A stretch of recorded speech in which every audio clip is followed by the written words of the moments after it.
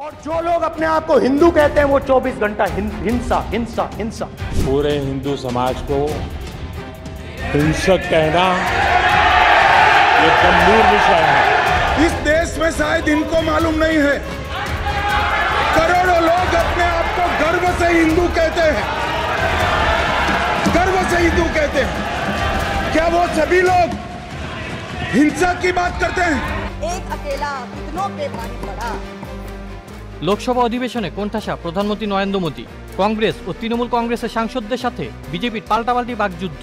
তৃণমূল কংগ্রেসের মহুয়া মিত্রের কথার নিশানায় সভা ছাড়লেন প্রধানমন্ত্রী নরেন্দ্র মোদী। এমনকি সংসদে বিরোধী নেতা রাহুল গান্ধী বনাম নরেন্দ্র মোদীর বাকযুদ্ধের রেশ না কাটতেই সংসদের রেকর্ড থেকে সরিয়ে দেওয়া হয়েছে রাহুল গান্ধীর মোদীর বিরুদ্ধে করা মন্তব্যটি। এদিকে 1 জুলাই সোমবারের অধিবেশনে তৃণমূল সাংসদ মহুয়া মৈত্র শুরু থেকেই প্রধানমন্ত্রী নরেন্দ্র মোদীকে নিশানা করে বক্তৃতা শুরু করেন। তিনি বলতে শুরু করার সাথে সাথেই মোদী আসন ছেড়ে লোকসভা থেকে বেরিয়ে যান। চুপ না থেকে মহুয়া মৈত্র বিজেপি নেতা নরেন্দ্র মোদীকে উদ্দেশ্য করে বলেন, প্রধানমন্ত্রী আমার কথা শুনে যান, ভয় পাবেন না। আমার কেন্দ্রে 2 বার এসেছেন, এবার তো আমার কথা শুনে যান। মোদী অবশ্য সেসব কথা কানে নেননি। সেই সময় উঠে পড়েছিলেন রাহুল গান্ধীও। সংসদের মূল ফটক পর্যন্ত গিয়ে আবার ফিরে এসে লোকসভায় নিজের আসনে বসেন। বক্তৃতার শেষে মহুয়ার সঙ্গে করমর্দনও করতে দেখা যায় রাহুল গান্ধীকে। হিন্দু হিংসা नहीं फैला सकता, হিন্দু নফরত नहीं फैला सकता।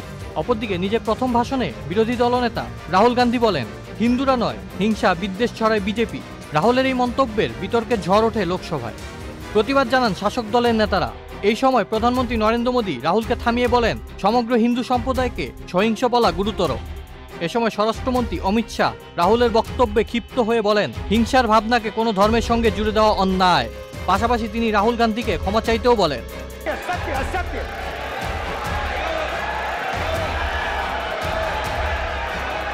তাদের এই পাল্টাপাল্টি বক্তব্যে সংসদে হট্টগোল শুরু হয়, যার প্রতিক্রিয়া ছড়িয়ে যায় সামাজিক যোগাযোগ মাধ্যমেও।